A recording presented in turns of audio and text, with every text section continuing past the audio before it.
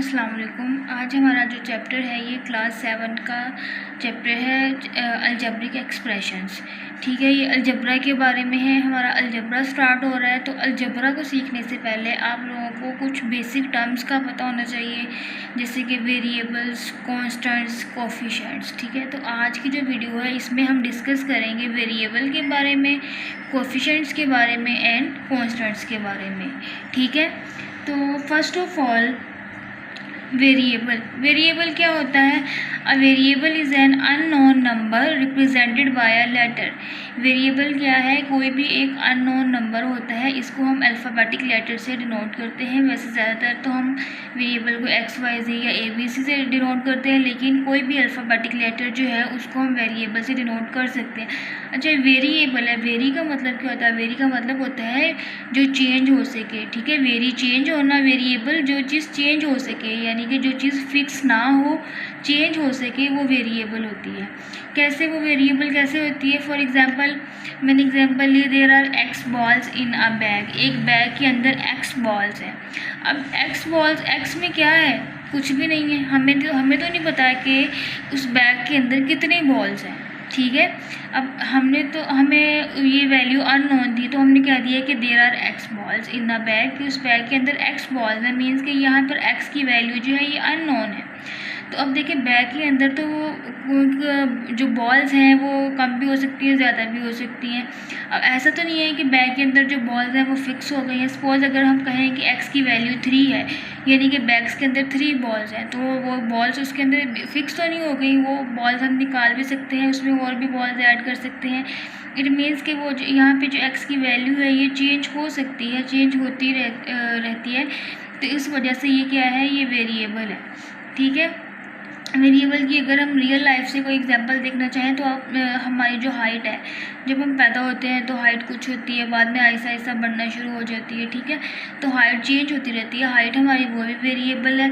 इस तरह से हमारी जो एज है वो भी वेरिएबल है, एज भी हमारी चेंज होती रहती है, फिक्स नहीं होती, तो एज भी क्या है? वेरिएबल है। अच्छा, अगर हम एक एक्सप्रेशन ले रहे हैं 2y, ठीक है, अब देखें यहाँ पे y क्या है? y अननोन है, y की कोई वैल्यू नहीं है। अगर हम सबसे पहले y को वैल्यू दे रहे हैं 2, तो यहाँ पे y की जगह की पे क्या आएगा? 2 आएगा, और ये वाला 2 उसका जो साथ मल्टीप्लाई हो रहा था, तो 2 2 ज़ार 4। फिर अगर मैं y की वैल्यू 3 सपोज कर लेती हूँ, ठीक है, तो यहाँ पर 2y में y की जगह क्या आएगा? 3 3 2 ज़ार 6। अब देखिए, y की वैल्यू 2 थी तो उसकी वैल्यू 2, y की वैल्यू चेंज आ रही है, y की वैल्यू 3 थी तो 2y की वैल्यू फिर चेंज हो गई। इट मीन्स कि हम y को डिफरेंट वैल्यूज़ दें तो फिर जो एक्सप्रेशन है 2y उसकी वैल्यू भी चेंज होती रहेगी। इट मीन्स कि y की वैल्यू यहाँ पे फिक्स नहीं है, y की वैल्यू अननोन है और y की वैल्यू जो है वो वेरी कर रही है। तो y क्या है? यहाँ पे वेरिएबल है। ठीक है, नेक्स्ट है coefficient. A number that is placed before the variable is called coefficient. कि वो नंबर जो वेरिएबल से पहले लिखा होता है वो कोफिशिएंट होता है, जो, या फिर हम ये भी कह सकते हैं जो नंबर वेरिएबल के साथ मल्टीप्लाई हो रहा होता है वो कोफिशिएंट होता है।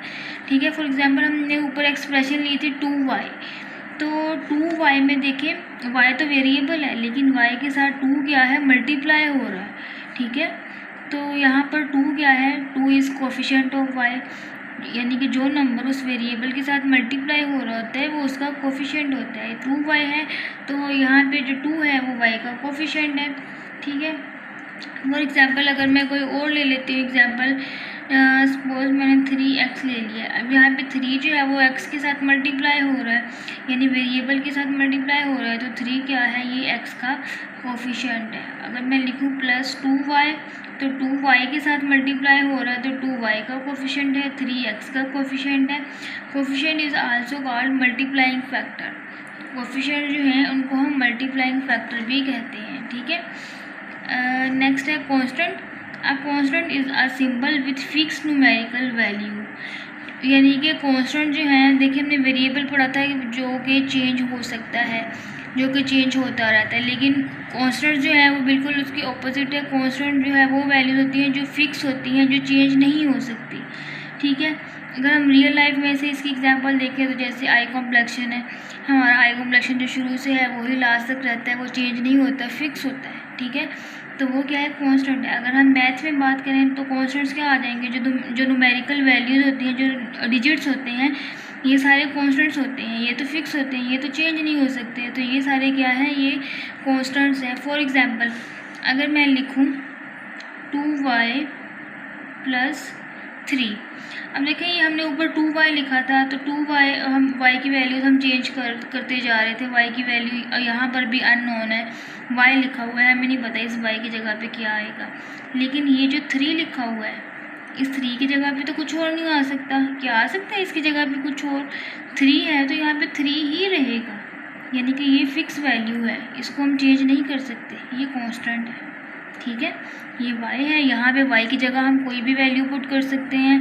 तो y क्या है, वेरिएबल है, और 3 क्या है, कांस्टेंट है, और 2 क्या है, 2y का कोएफिशिएंट है। आई होप कि आप लोगों को इन तीनों टर्म्स की अच्छी तरह से समझ आ गई होगी।